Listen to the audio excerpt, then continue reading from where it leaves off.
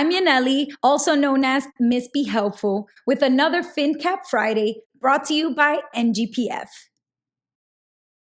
In January 2023, a survey found that 192.9 million US adults made plans to watch the Super Bowl on the second Sunday of February. 40% of those viewers said they're tuning in because they care about the actual game, while another 20% said they're just tuning in to watch the commercials. An additional 20% said they only care about the musical performance at halftime. Big brands and companies are ready to cash in no matter what. But how many people know the real deal behind the financials of the Super Bowl? Let's dive in. Up first, you've got the ads. Super Bowl ad spots are the most expensive on commercial television in the US by far, with a 30-second slot costing $7 million in 2023. That works out to roughly $233,333 per second. 5 of the most frequent Super Bowl advertisers in the last 2 decades have been Doritos, Coca-Cola, GoDaddy, Kia, and Tide.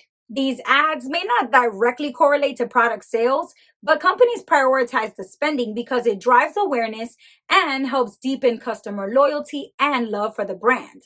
With almost 200 million people tuning in, companies will get huge exposure. With all that money being made, you might be shocked to learn that NFL players themselves only make between 5 and 6 figures for the Super Bowl game. Now, keep in mind that many of them do make millions or tens of millions of dollars in contracts from the sports playing, but the Super Bowl game itself doesn't really bring in a fat paycheck.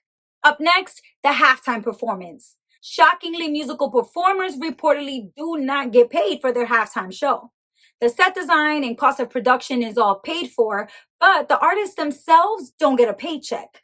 Just like companies and big brands, they choose to take part because of the huge exposure in the media. Now we move on to ticket sales. Fans should expect to pay between $4,000 and $6,000 for one ticket to watch the game in person. But what if you want a VIP experience?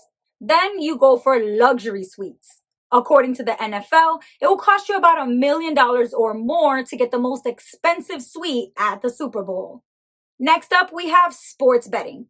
With more states legalizing online sports betting, there's been an increase in the amount of wagers placed on the game. Legal sports books across the U.S. estimate taking in $1.1 billion or more in wagers on the game. This amount would make a record-breaking year for 2023 Super Bowl because it not only would be the most bet upon Super Bowl ever, but it would also make the top of the list of all sporting events in U.S. history as well. Finally, there are retailers. Stores are projected to make over $16.5 billion around the game. That's including food, drinks, apparel, decorations, and other purchases. Most of that money goes directly to food and drinks that people consume while watching the game.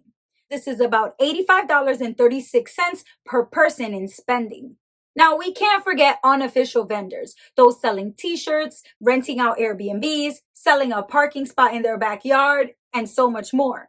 After 4 decades of Super Bowl games, one thing is clear. The big game is a big day for spending, regardless of who plays or who wins.